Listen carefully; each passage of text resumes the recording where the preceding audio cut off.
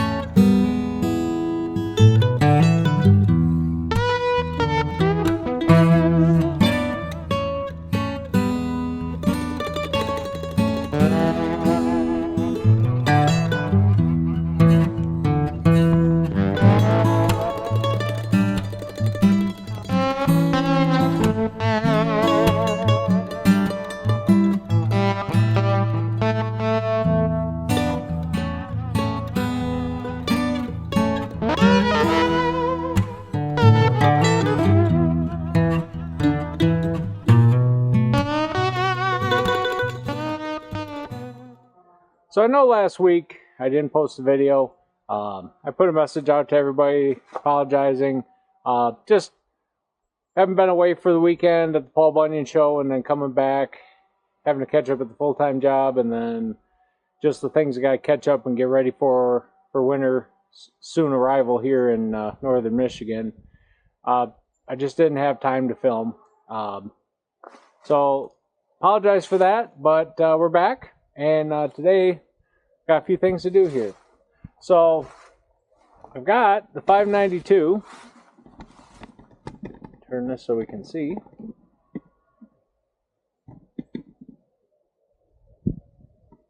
So here we got the 592. In the video I put out, or short, about the Paul Bunyan show, I showed that I got what I'd always intended for this saw. This saw came with a 28-inch bar. It was a package deal. It was a good deal, so that's why I picked it up. But my intent was always to have a 32-inch bar for this size saw, and I hope to get a lightweight bar. Well, at the Paul Bunyan show, one of the big dealers for Husqvarna was there, and they had on special. They had the lightweight guide bar, the 32-inch, and the accompanying chains. Better price than I could get them online or anything like that, so which I kind of figured. So jumped at that. So I got the Husqvarna X-Tough Light and 105 drive link C83 X-Cut chain. You know, I've had good luck with these X-Cut chains. I actually run them on the Dolmar, and they seem to work really well. They hold an edge very well. They sharpen up very well, and they're pretty good right out of the box. I know, like Oregon chains, even steel chains, I usually have to at least hit the rakers a little bit just to get them down where I like. And actually, the last steel chains I bought, I had, I found I needed to take a couple swipes with a file too. So, you know, but that is what it is. So I got a couple of the X-Cut C83s. We're going to throw that on. So we're going to get this bar and chain swapped out from the 28-inch to the new 32 lightweight. But while I do that, I thought it was a good time to mention bar oil. I thought it was a good time to talk about bar oil.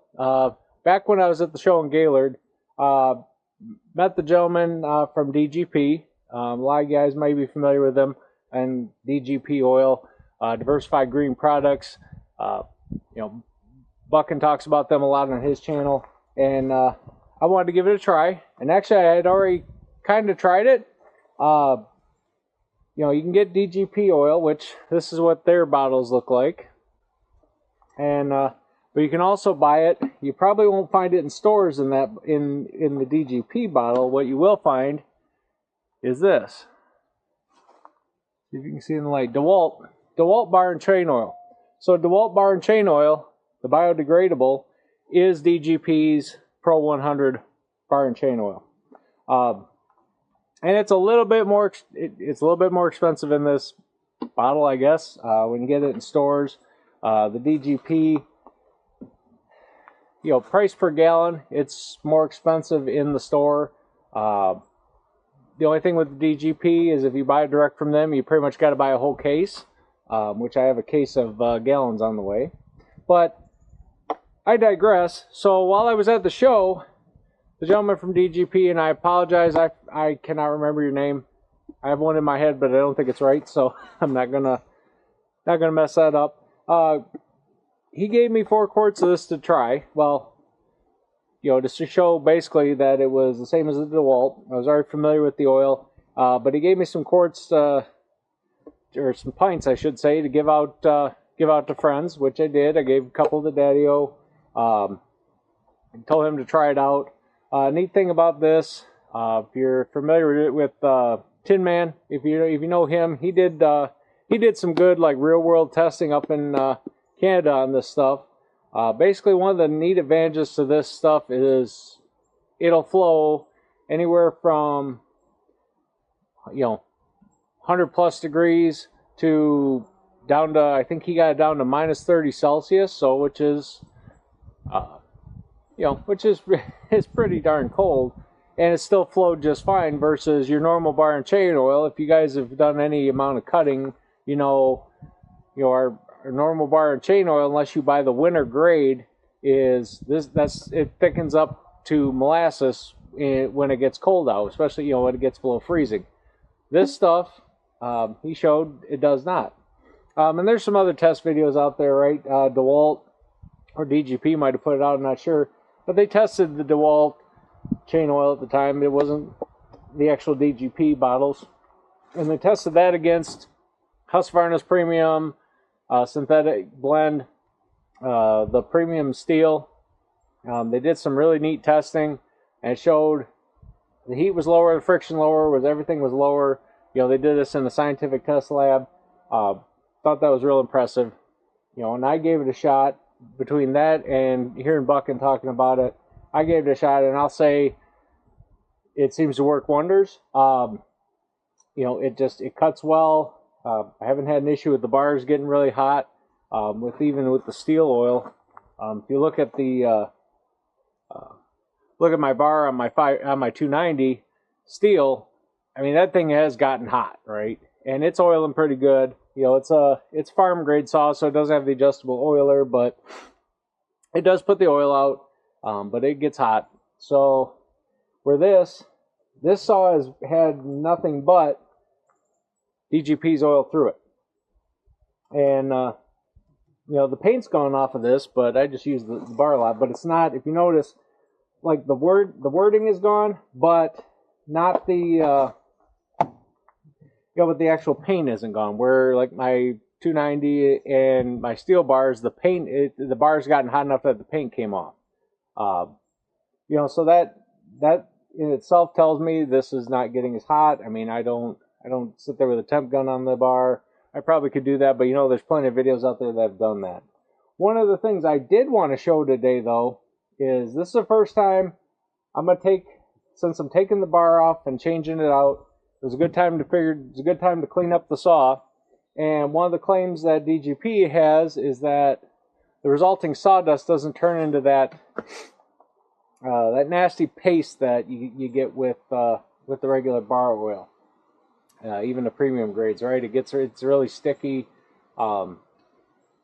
It turns into this gunk that you got pretty much scrape out of the saw. Their claim is that you might wipe it out, but most of it will come out just with an air gun. So I've got my air compressor running. We're gonna pull the bar off, pull the bar and chain off of this, and we'll see how dirty it is. All right. So got the 592 turned around here, and we'll get the bar off of this. So if you're wondering, the way I know this is take the brake off. Nice thing with the 592 is it has the captive bar nuts, so you just loosen these up a little bit. If they don't cut, you don't have to take them off. You don't lose them in the woods, which is really awesome. I gotta admit, even as many years as I've been a steel guy, I really love this saw. This is just a fantastic saw. So I'm gonna loosen this, I'm going to back it all the way out. Just because I don't know how the new bar and chain, brand new bar, brand new chain, you know, probably got to, I'd rather loosen this now than fiddle around with the cover later. So let's get these loosened up here.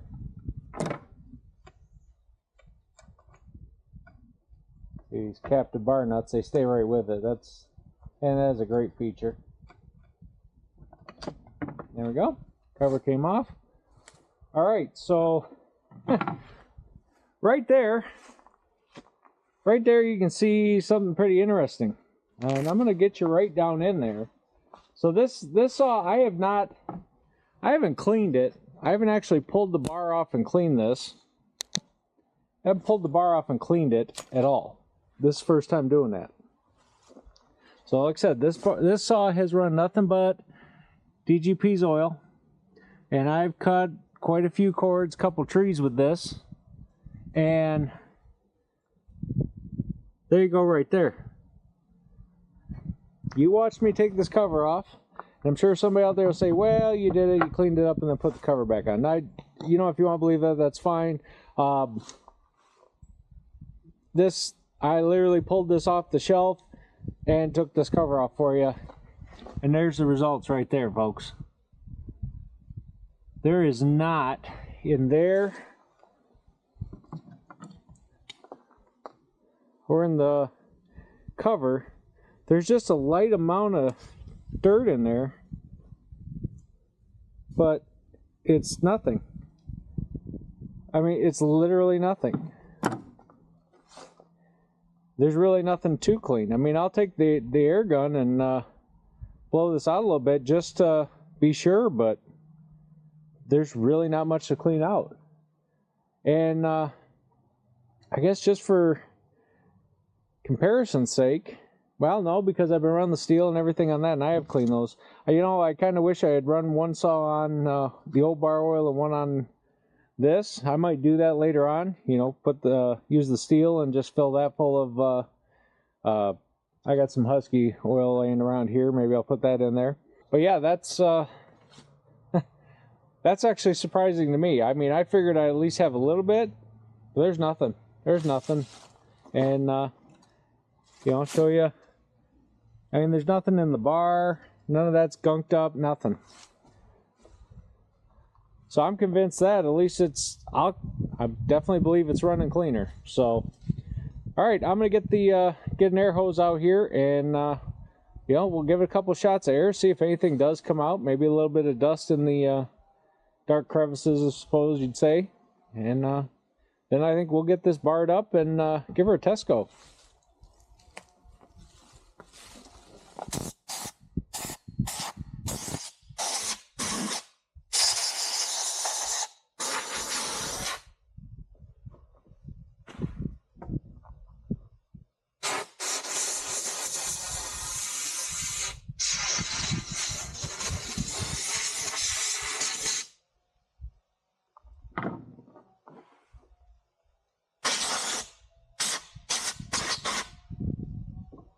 Nothing. Huh. Okay. Well, that was interesting. I am I'm amazed. Yeah, I guess just one last thing here. Pull this bar and chain off. There's the bar and chain. And again, this nothing but the DGP oil, and there's nothing. There's not a lot of wear on this chain. You can see in the bar the groove is still good. I mean, nothing's yeah, it's aside from a little bit of missing paint, it's still like brand new. I might I kind of like having the 24-inch bar on the Dolmar. So the reason I picked that a long time ago was, well, not a real long time ago, I guess it was last year, but when I set that saw up, my thought was, you know, I've tried to use the 28-inch bars, and, you know, my big steel's always had that, and it's great. The only downfall to the bigger bar can be in tight quarters in thick woods. You know, you sometimes, I don't know, sometimes it's easier just to maneuver the smaller bar. I mean, don't get me wrong, I have no desire to have I don't really like to use short bars anymore. 24-inch bar to me is a short bar. I do have a 20 on my MS290, you know, because that's kind of what it can take, right? So here we got it, brand new out of the box. 32-inch Husqvarna light bar.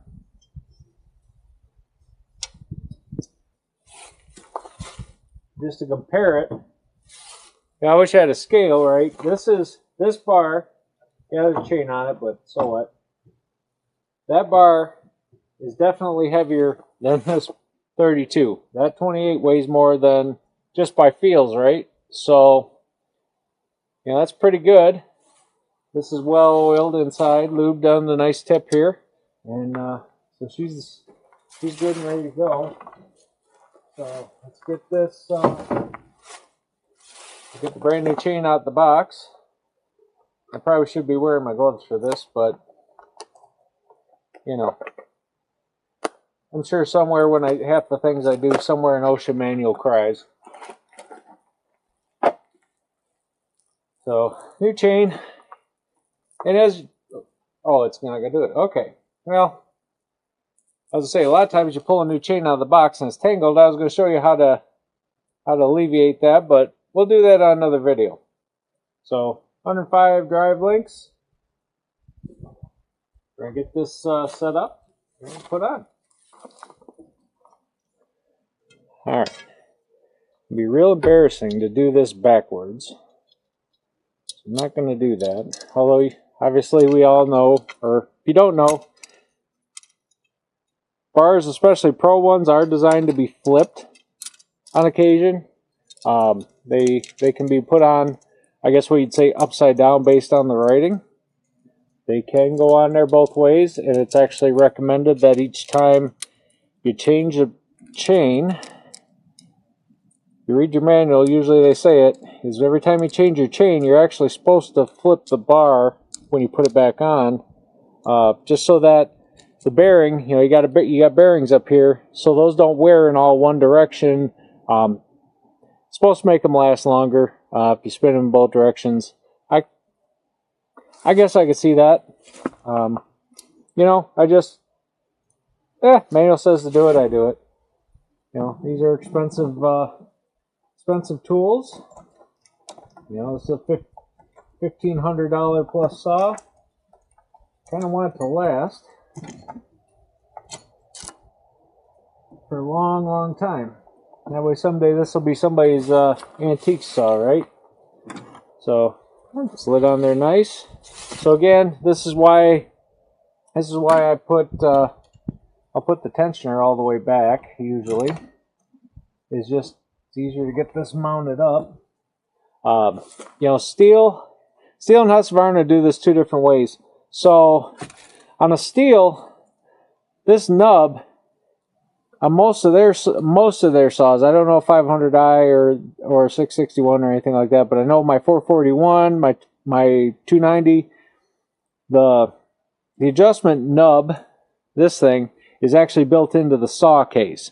So on the Husqvarnas, they're in the cover, and that kind of makes it a pain if you don't, you gotta do a lot of fidgeting to get it on instead of just doing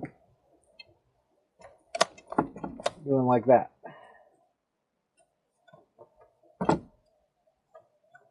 Get the bar nuts started on there.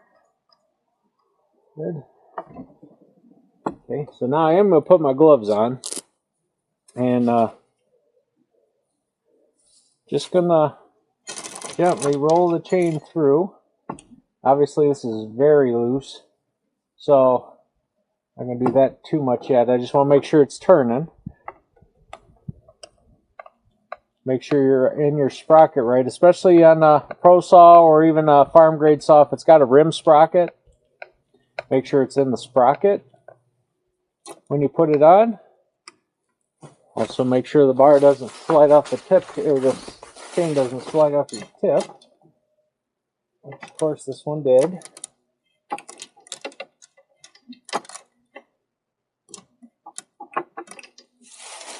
Back it off just a touch.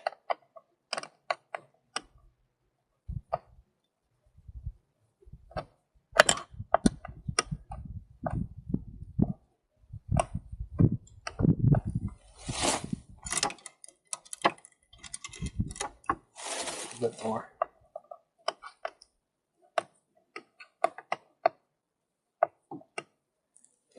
If not looking down here, when I was tightening it,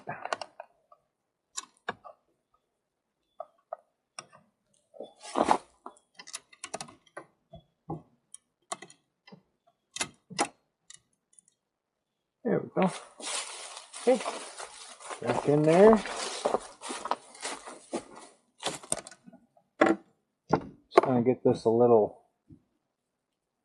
I want to tighten them, just finger tight. It's fine. Not even tight, just get them there. Okay, so I'm obviously not up to where I want to be yet, but as I'm doing it, I always give the chain just a little run through just to make sure it's still tracking right. You know, if it's a little bit off, that gives it a chance to get in there. And then, once again, and I got here, now I've got some tension, but I'm going to stop and I'll be right back. So a viewer a while back asked me to show the trick with the nickel. So, you know, one way you can do set your tension is you can use a nickel. I guess probably any coin will work, but nickel probably has a specific thickness, so it's probably best. But the way I do this, so how I do this is I'll find the middle of the bar-ish. And you just pick up here, stick that nickel in there. So it's already close, right? So it's holding the nickel in already.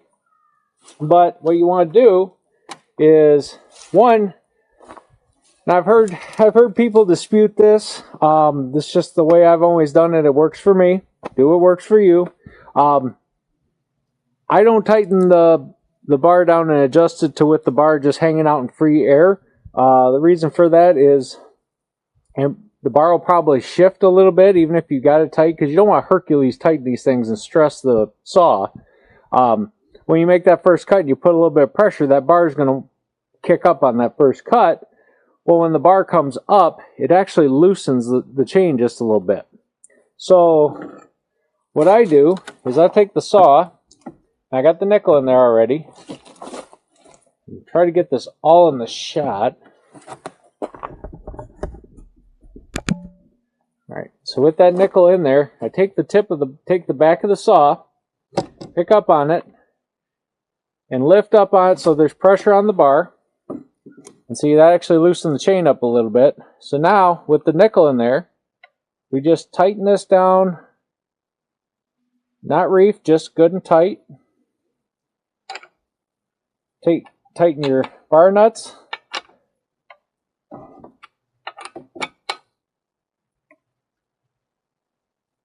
Just till they're tight. Again, don't reef them. Take the nickel out. And there you go. Chain's on there. I'll put a glove on. A little snug. Okay, but this is a brand new chain. If this is a used chain, okay, if you've used the chain before, that should be fairly tight. It's going to loosen up just a touch when it heats up. You know, but you can still move it. It's not, I'm not reefing it. Gosh, darn, that's sharp. You know, but the chain does move. You know, the other thing too is this again, this bar is brand new. You know, it's never had oil in it. Brand new chain, brand new everything. So I got the bar and the chain on, like I said, that X-cut chain is sharp out of the box. So, one other thing that pro saws have, most of them do, is an oiling adjustment. And there's probably some people out there that say, you know what, run it wide open, let the big dog eat, let oil go everywhere, I don't care, as long as some of it's getting on the chain. I don't like to waste oil. Granted, it's with this bio oil, it's not as detrimental to Mother Nature, but even, especially if you're using dyno oil, you're dumping a lot of oil, raw oil into the ground. The biodegradable, it's not such a big deal, right? But it's wasteful, especially if you're using, if you're using a cheap $10, whatever, $8 on clearance bar oil, and you want to waste it. I mean, it's probably not that much money wasted. Then it's more the environmental factor. But for me, I try to use good bar oil. Even before I switched to this DGP, I was using always the premium bar oils, and they're expensive. And every dime extra I spend on bar oil, gas, things like that, is less profit you make from the firewood you sell. So enough of that rant. What I want to show you is this saw. Turn it around here. So underneath.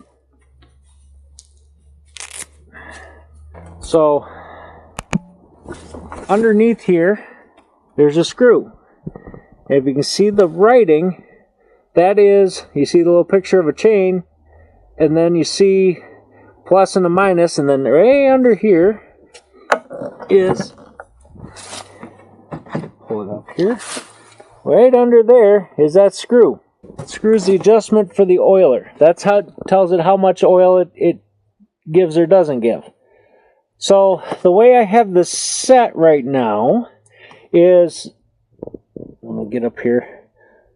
So the way I set this now, or in the past, I looked at the range of the the bars that were allowable on the saw, and the recommended bar lengths are anything from a 24 to a 40, 42, I think, or something like that. Anyway, or maybe it was even a 50. Anyway, so my thought was it was about halfway between the two, between the range of the saw. So I set this to half. So now that I'm going up a little bit, and I don't know if I can do this. The nice thing with this is it just a screw. Should be able to do it with the scrunch. But I'm just going to turn the oil up to, I'm going to go up to about, I don't know, 3/4. So was it half?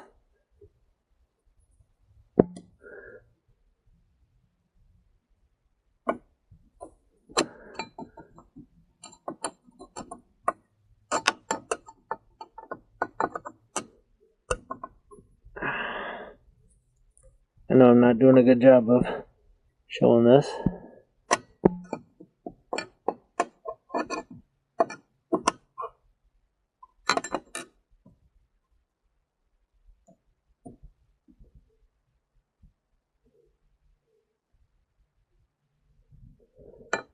There. All right. So turn that up to, give it a little bit more oil. And we're going to test that out and see, see if it's throwing enough oil, right? There's, if it needs a little bit more, we'll turn it up. If that's too much, we'll turn it back down. So, all right, guys, now we got this barred up, I think we're going to get her fired up and warmed up, and then we'll go out and do some test cuts. All right, guys, so it's been... probably been a couple months since I really ran this saw.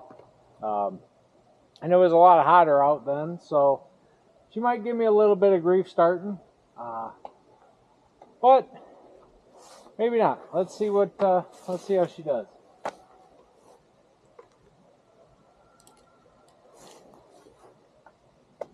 Decomp. Give the ball a couple presses here. There we go. A little fuel.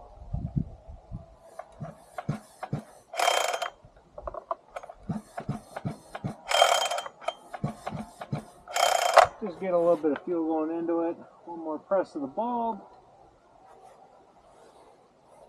Away we go.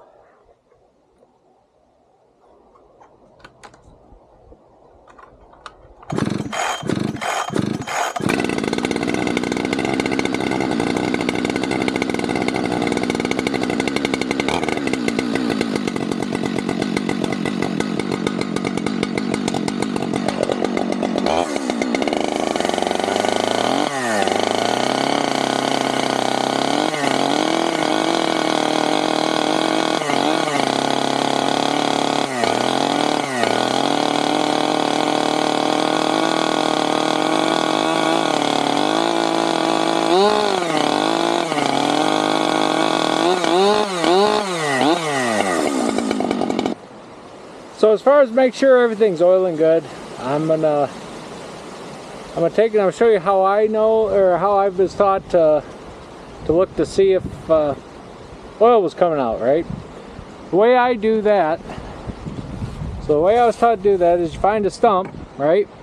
And you'll get the saw running, get her up to RPMs, up to temperature, and then just kind of hold the tip here, and you should see oil build up on the stump. Don't cut into it, just hold the bar there.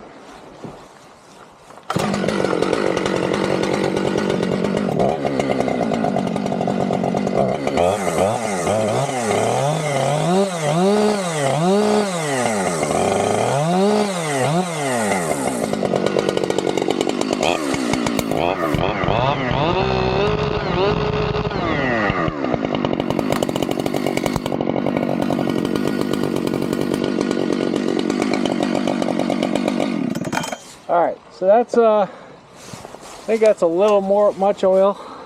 Don't need that much coming out.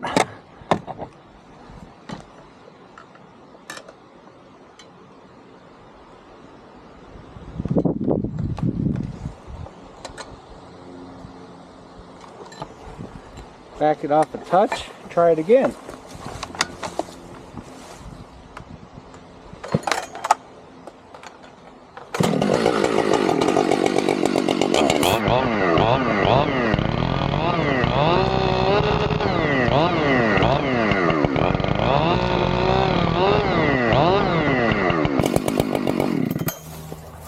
It's a little better.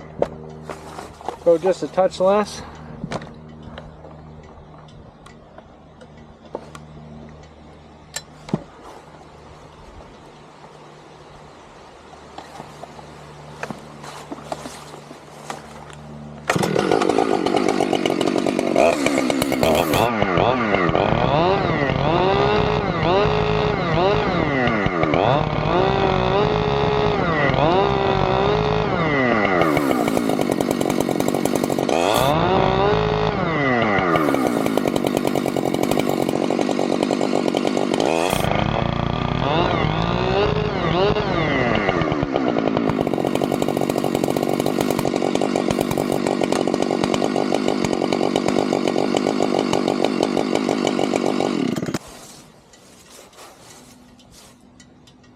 Alright, I think we're good there. It was dumping way too much oil. I had it way wide open. You know, you can see on the bar, it was just dumping oil down the bar, and that's way too much. So I think we're set good. So I'm gonna take it over, and I got a down tree over here. It's not a big one, but it's been in my way for a while now. We're gonna buck this up and get it out of here.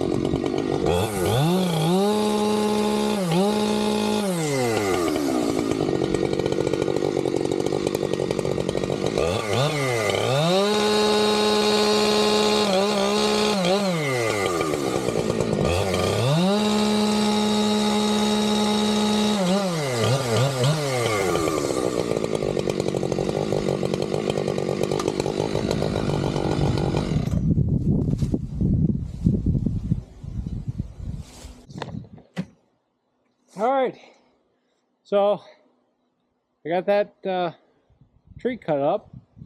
Not sure what it was. I almost think it was a cherry tree. Doesn't smell quite like cherry though, so oh, seemed like some kind of fruit tree. Could have been an apple, could have been something. Anyway, got that cut up, and I think next thing we'll do a little bit of noodling. I got a few big pieces of maple. I need to get noodled up, make them a little easier to handle on the Rugged Made. So that'll be next.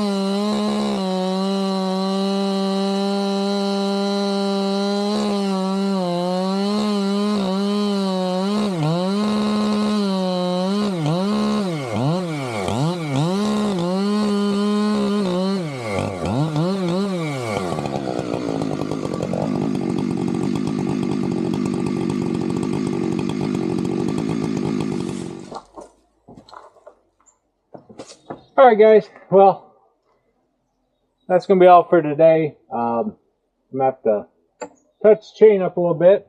I promise I won't edit it out. I did touch the dirt with this. You know, I guess that happens when first time using a new bar. But we'll get the hang of it. We'll get used to it. So the DGP oil worked really good. You know, as you can see, I mean, I didn't wipe the bar off or nothing. There's really not much there. So that's just some great stuff.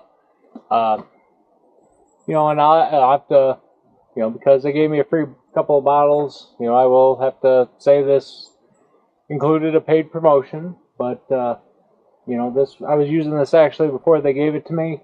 You know, and they deserve a video for it. If you haven't seen this stuff before, you know, I'm not telling you have to get it. It's not my place. I really like it. I'm really impressed. I'm gonna keep using it. I'm gonna put a link in the description of this for DGP's website, and where you can purchase this from directly from them. I think it's also available on Amazon. As both DGP and under the DeWalt brand. So, you know, but I encourage you to check it out, give it a try. If you're at a show and you see DGP, you know, I'm sure they'll give you a sample bottle. You know, just try it out. And you know, if you don't like it, great, stick with what you got. That's your business. But I'm sticking with this stuff. So that's gonna do it for today, guys. If you like what you saw, please like and subscribe. Feel free to share. And until next time, everyone, take care of each other, be good, stay safe, and I'm out.